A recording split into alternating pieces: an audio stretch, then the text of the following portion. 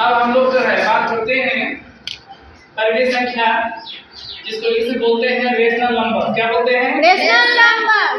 RATIONAL rational number NUMBERS। ठीक है। अब जो है यह एनसीईआरटी बिहार बोर्ड की किताब से, ठीक है, कक्षा की किताब से हम लोग देख रहे हैं और ये हम लोग का वीडियो नंबर 14 है। इसके पहले आप लोग प्लेलिस्ट में जाइए, 13 नंबर तक वीडियो में हमने बेसिक से बताया है, ठीक है। अब जो है सीधे सीधे हम लोग जो है एनसीईआरटी बुक से देखते हैं और एनसीईआरटी बुक से सबसे पहले इस चैप्टर का जो थीम है परिमेय संख्या, इसको लिखते हैं, ठीक है। तो ध्यान से आप लोग देखिए, परिमेय संख्या जो है किसे कहते हैं, जो बात करते हैं। सबसे पहले यहाँ लिखा गया परिमेय संख्या, जिसको इंग्लिश में बोलते हैं रेशनल नंबर। क्या बोलते हैं? Rational number. परिमेय संख्या को क्या बोलते हैं? Rational number. रेशनल नंबर बोलते हैं, ठीक है। RATIONAL रेशनल नंबर यानी NUMBERS, ठीक है। यानी परिमेय संख्या किसे कहते हैं, शुरुआत करते हैं। इसमें कह रहा है कि जिस संख्या को P/Q के रूप, किसके रूप में? P/Q के रूप में। जिस संख्या को P/Q के रूप में लिखते हैं और Q is not equal to 0, Q is not equal to 0, अर्थात जो हर का मान 0 के बराबर नहीं होगा, तो उसे क्या कहते हैं? परिमेय संख्या।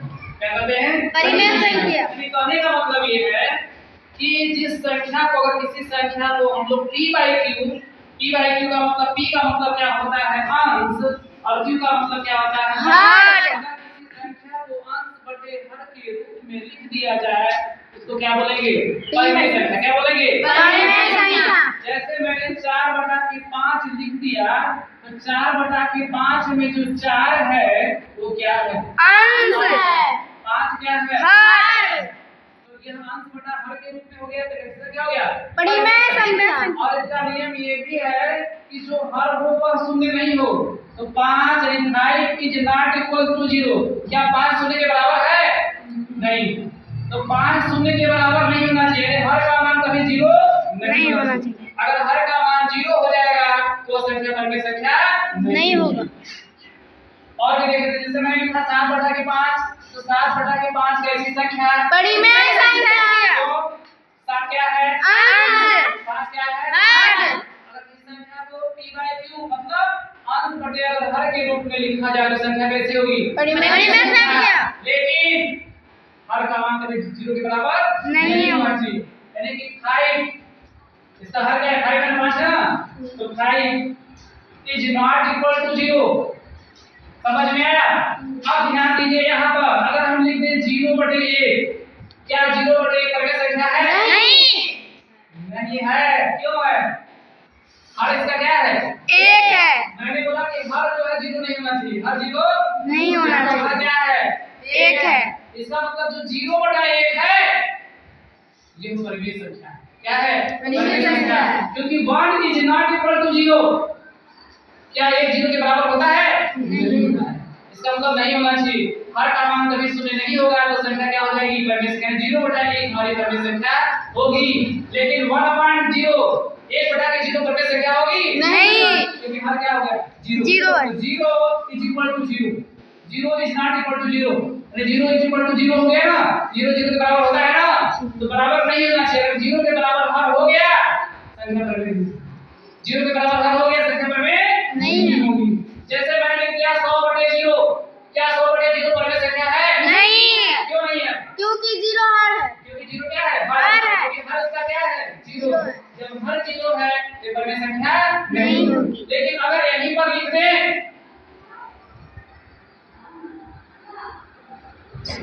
0/500 परिमेय संख्या होगी? जी।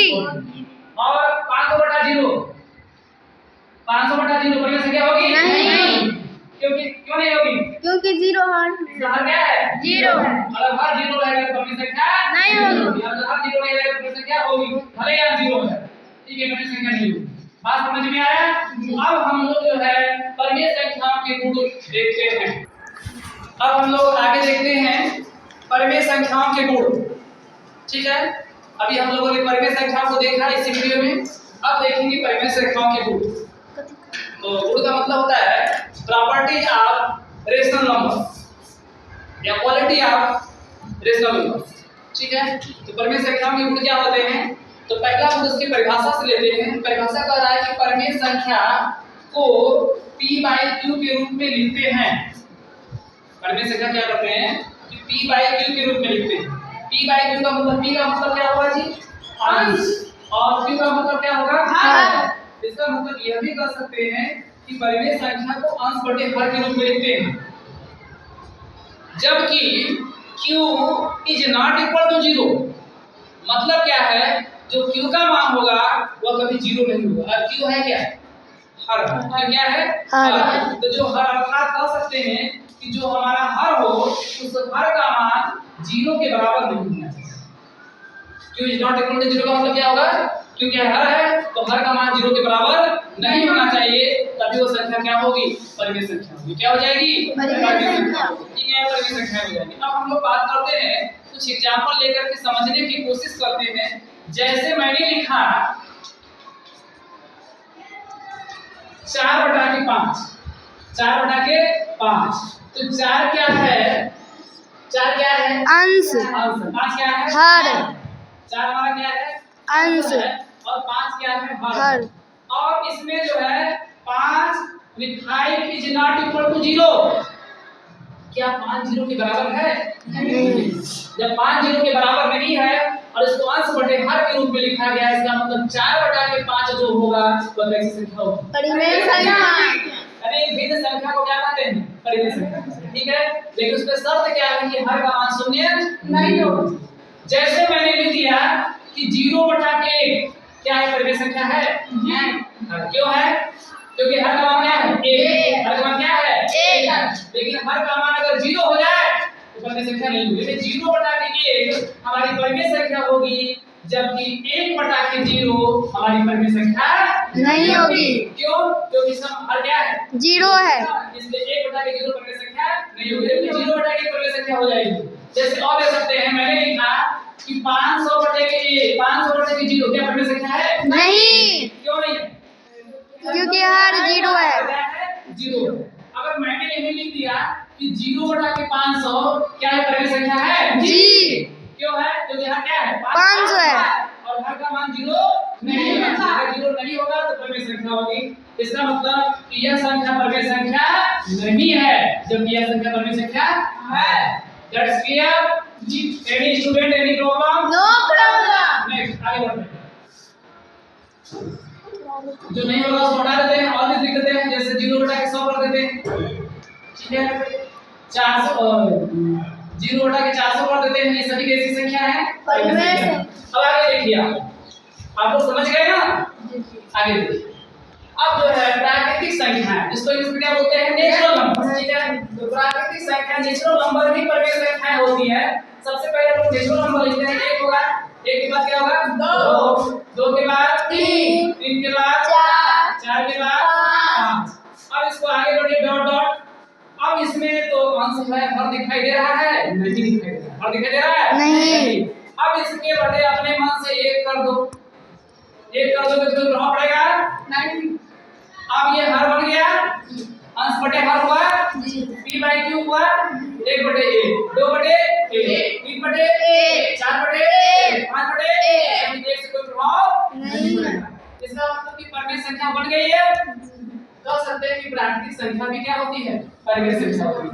1/1, 2/1, 3/1, 4/1, 5/1। जबकि किसी का भी हर जो है क्या है? सभी हर किसके बराबर? 1 के बराबर। किसी का हर शून्य है? नहीं है। तो जो हर होगा यानी 1 इज नॉट इक्वल टू 0। क्या 1 0 के बराबर है? नहीं। इसका मतलब 0 के बराबर नहीं है हर। यानी कहने का मतलब ये है कि हर 0 के बराबर नहीं है, इसलिए यह प्राकृतिक संख्या भी क्या हो जाएगी? परिमेय संख्या हो जाएगी। क्या हो जाएगी? तो इसको अंश बटे हर के रूप में लिख दिया ना? 1/1, 2/1, 3/1, 4/1 और 5/1। That's clear? Any problem? No problem. Next, परिमेय संख्याएं पूर्ण संख्याएं भी परिमेय संख्याएं होती हैं। यानी पूर्ण संख्या को इंग्लिश में क्या बोलते हैं? Whole number. ठीक है, पूर्ण संख्याएं भी क्या होती है? परिमेय संख्याएं होती हैं। Whole numbers become rational numbers. Understand? आगे देखते हैं तो पूर्ण संख्याएं भी परिमेय संख्या। सबसे पहले बात करते हैं पूर्ण संख्या किससे शुरुआत होगा? किससे शुरुआत होगा? 0 किससे? 0 से। 0 के बाद 1, 1 के बाद 2 के बाद 3 के बाद 4 के बाद 5, फिर आगे तक जाएगा so on and so on. ठीक है डिवाइड।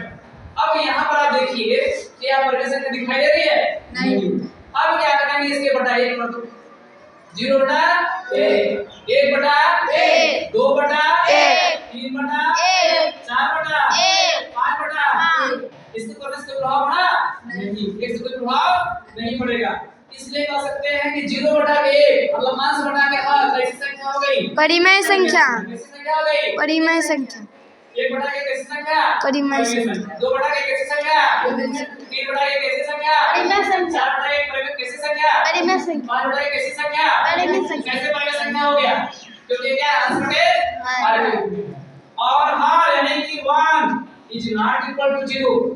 क्या 1 0 के बराबर है? नहीं है। यानी हर 0 के बराबर नहीं है, इसलिए पूर्ण संख्याएं भी क्या होती हैं? परिमेय संख्याएं। That's clear? Any problem? No problem. Any doubt? No doubt. Next आगे देखते हैं।